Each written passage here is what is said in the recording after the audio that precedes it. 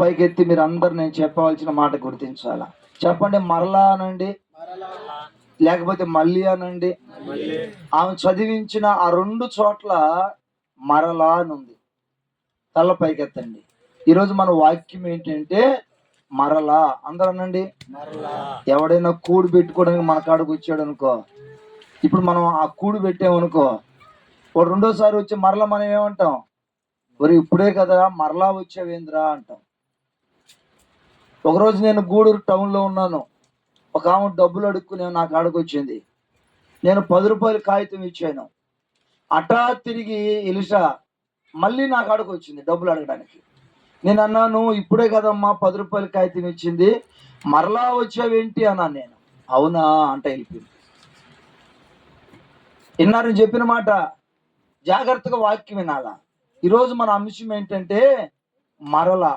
సౌలు అంటాడు ఆ సౌలు కింద పనిచేసే వాళ్ళతో, మరలా నా దగ్గరకు రండి ఎలీషా.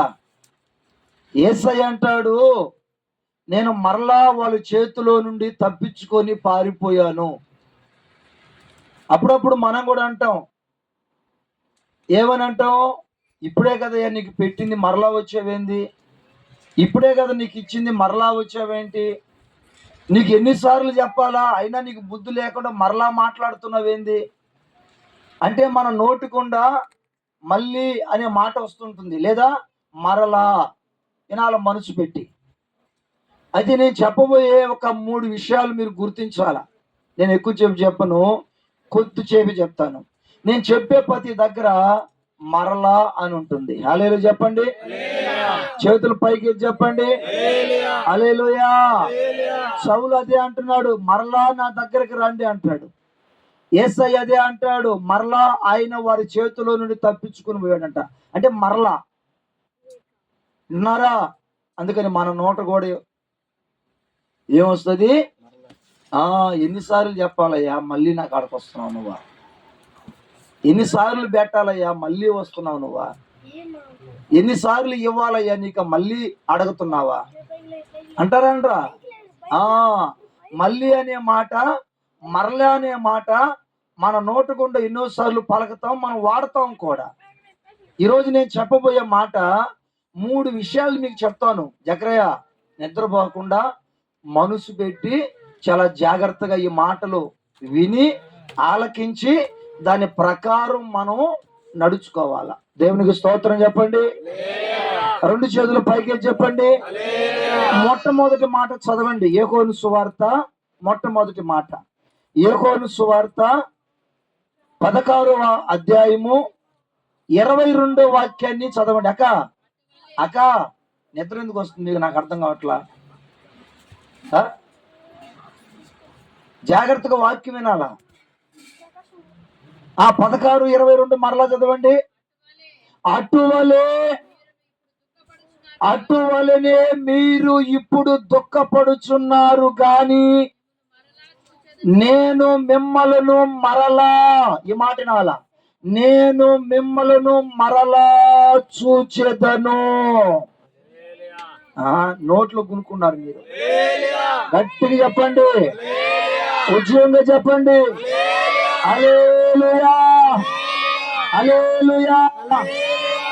యేసయ్య చెప్పిన మొట్టమొదటి మాట ఏంటంటే వినాలా, అటువలనే ఇప్పుడు మీరు దుఃఖపడుచున్నారు గాని దుఃఖపడుతున్న మిమ్మలను నేను మరలా చూచెదను. చప్పట్లు కూడా కొట్టండి గట్టిగా, కొట్టండి గట్టిగా. హల్లెలూయా, కొట్టండి గట్టిగా. హల్లెలూయా.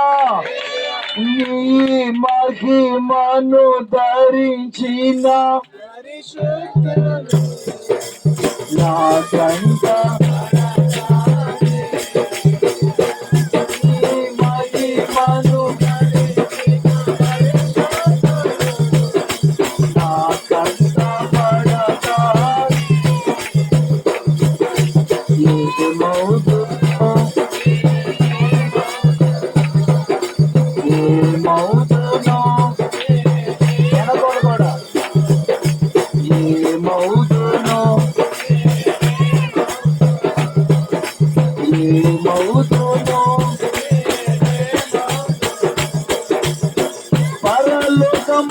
మహిమను తలచి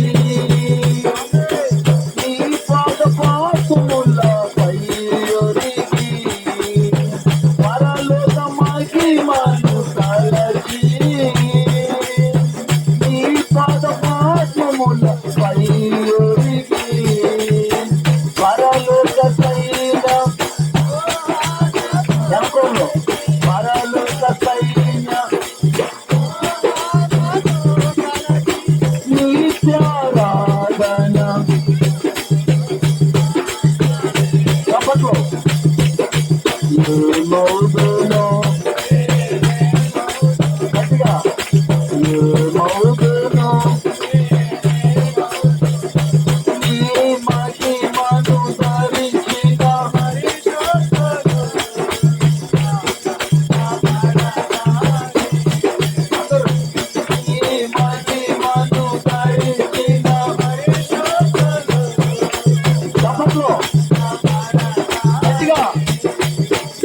మౌదునో నేనే మౌదునో మౌదునో గట్టిగా మౌదునో మౌదునో నేనే మౌదునో నేనే మౌదునో హల్లెలూయా. ఈ బ్యాచ్ చెప్పట్లా, ఈ బ్యాచ్ హల్లెలూయా చెప్పండి. ఆ మాట ముందు చెప్పి ఉండొచ్చు కదా. ఇక్కడ యేసయ్య చెప్తున్న ఒక మంచి మాట ఏంటంటే ఆ శిష్యులంట దుఃఖపడుతున్నారంట. చెప్పండి, ఏం పడుతున్నారు? అందరు చెప్పండి, దుఃఖపడుతున్నారు. ఇప్పుడు దుఃఖపడే వాళ్ళతో యేసయ్య ఏమన్నాడంటే, ఓ దుఃఖపడుతున్న శిష్యులారా, నేను మిమ్మలను మరలా చూచుచున్నాను. ఏంటంటమ్మా? దుఃఖపడుచున్న వాళ్ళని యేసయ్య మరలా చూస్తాడంట.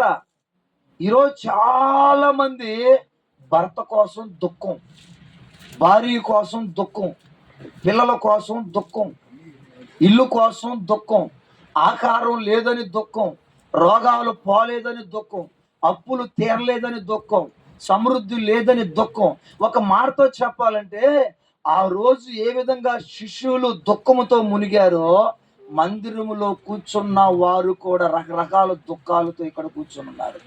ఇప్పుడు చెప్పండి, అసలు నాకు దుఃఖమే లేదా అన్న వాళ్ళు చేతుల పైకి చెప్పండి. జక్కరే పాప తల మీదకి చేతులు వెళ్ళిపోయినాయి.